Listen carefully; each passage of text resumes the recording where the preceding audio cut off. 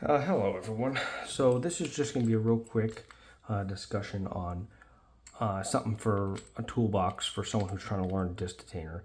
I'm definitely not an expert. You can find a lot better people to teach you, but I'm a big fan of you grab a little bit of everything for your toolbox, you decide what works for you or what makes it click and use that. So some of the things that, when you pick these locks, everyone just picks them and it makes it look so easy, and it's definitely not. So what I want to explain is what helped me. So step one, like many people said, you want your tool when you use this tool. So I have little discs that I added here. I just cut out a little hole and then I usually keep this tucked in the side. But when you rotate this, that first disc is pretty much what you are going to be trying to rotate this lock. And like somebody said, when you get this lock, I didn't understand it until I got this lock. This lock actually immensely helped me. What happens is the bar that they're talking about, so again, you're trying to get these discs.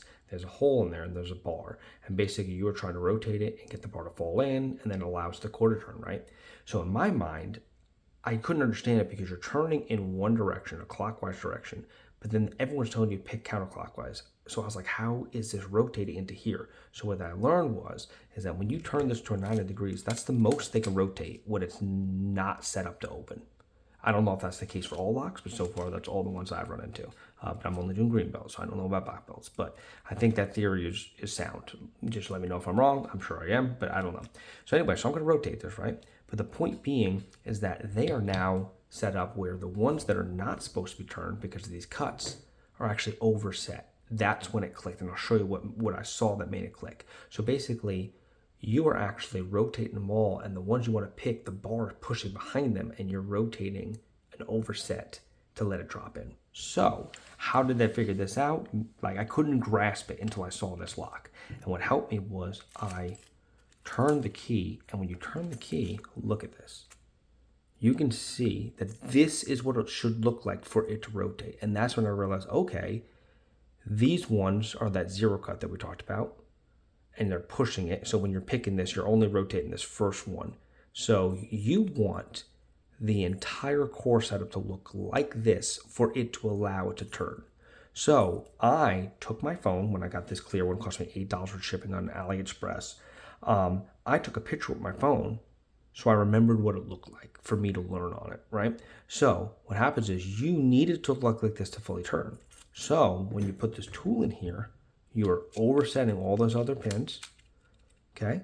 So now if it's stuck here, it will not rotate because if you see, it is not in that order. So I know if I wanted to memorize it, but it's like the first couple are not set, then there is one set, there's not one set. You can use the key. The keys help out a lot. I know that once I figure out the first one that's meant to be turned, I need to not turn the second one and then turn the next three. And in theory, because there's nothing else behind that, it should open. So you can almost cheat with knowing how many keys. The problem is you don't know how many bytes are in here. And in this case, we know that there's 3, but when you're using a different lock, you might not know how many there are. So what I'm going to do is I'm going to show you me opening this. Okay. You just got to kind of figure it out, but we only want to rotate the first disc, right? So what happens is I will put these all back into neutral. I will figure out the depth I believe that would give me the best clearance. In this case, I know for me it's this 3 washers. But to test this theory, I will put the pick just like this, so I have that little extra lip, and then I will stick it in the hole. I will rotate, take it out, and look at it. How many discs are turned? Okay, in this case, 2 discs were turned. That is not good. Not good at all.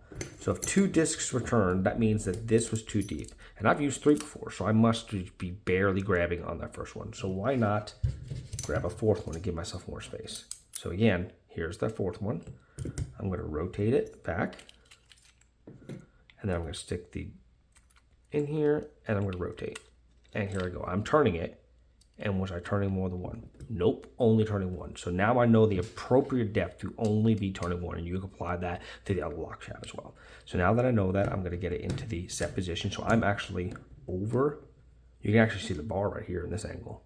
You can see the bar, because that bar is mainly here, you can never see it, but you can actually see where that little groove goes in that bar. But again, I'm not worried about that, because in this, in my mind, I can picture that I'm trying to bring things up. So everything there's overset. I'm going to go in here. Hardest part, in my opinion, of this whole process is holding the lock. So there's a lock. And now what I did notice too is that when you start working this, when you're looking for the holes and for the discs, rotate down because they can't rotate anymore. So if you just do this and rotate down there.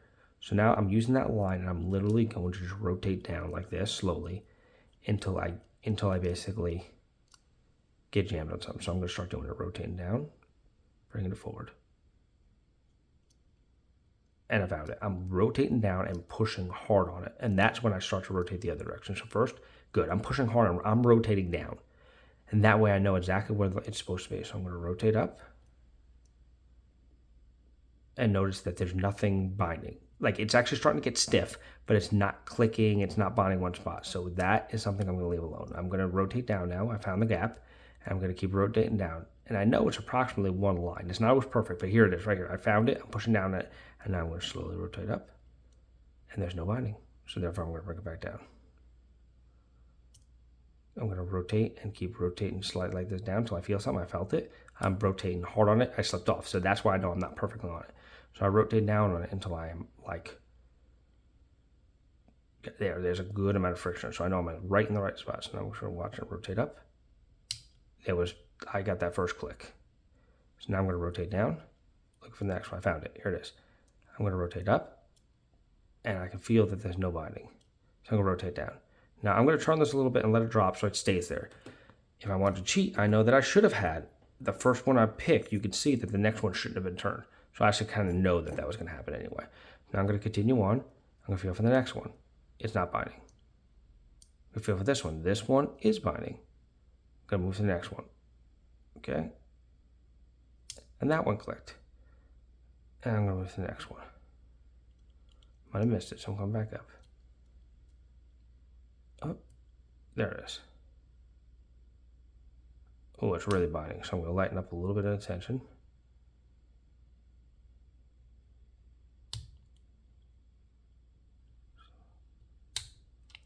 And now, because they're all, look at that. Look at how that looks. That's just like the key. I rotated them back up into the position that lets the entire core turn. And what am I pushing it on? Right now, I am turning it because I am seized up on that first one and it's rotating the entire core. So now this is open. So what I want to show you is when you pick your lock, you want to pick a lock that when you stick the key in, all the way in, and you start rotating it, I'm going to rotate just a little bit. Did that first disc start rotating immediately? The answer is yes, it did, which means that this one is hitting somewhere here, meaning it's a zero cut, meaning that I can use this tool in the same manner and should open this lock in the same way. I don't want to make this video too long, so maybe I'll give myself a minute doing it. But what I'm going to show you is I have another green belt. If you look, here's that first disc. When I put this key all the way in, I start rotating. I rotated it that much, and if you can see from the top, that didn't rotate at all, which means that this first one is not a zero cut, meaning that I will have to pick this one, 0, 0, pick this one again. Then I'll have to put the tool right on this one. It would look something like this inside of it. I would put the tool right on. I'm trying to get the camera right. I'm not very good at this.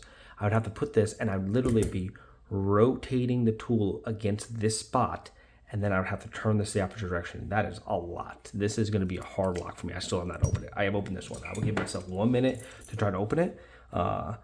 Again, I'm going to use the same method. So first thing I'm going to do is I'm going to put this in here, and I'm going to rotate it and see that it only grabbed one. So I'm going to take this out, and I'm hoping that it only rotate. It did only rotate one. So I'm going to try to stop embarrassing myself and get this back out. And I'm going to bring this down. I'm going to turn them all, and I'm going to give myself just a minute. Because anything more, I don't want this video to be too big, but you understand the concept. If you didn't understand that they were overset, and now you're trying to not have them overset. Again, hardest thing is to do is hold this stupid thing. All right, so again, I'm going to put this key in front of me to help me. Once I start getting where I start feeling them click, then I know I can count that one, I should feel a click, and there should be no click, and then another click. So I know to stop trying after the third one if I get confused. So I'm going to rotate downward, looking for the binding. There it is. I found one. So I found it, and now I'm going to rotate up. It is stiff. So I'm going to push on there. There's the first opening. It's nice and loose up here. So I'm going to rotate back down. And I'm just rotating down until I feel it. So there's the next pin. And usually it's about 1. You can kind of measure that distance. So now I'm going to rotate it up. Oh yeah, definitely nice. But no loud click. It's just a little bit stubborn. So I'm going to set myself up to find the next one. There it is. I rotated down until I feel it. And now I'm going to rotate up. And I got another click. That was a very subtle click, but a click. Now, knowing the key, that's my third one. This next one should have no click to it. Or, I mean, no binding. So I'm going to find it. I found it. It's right there.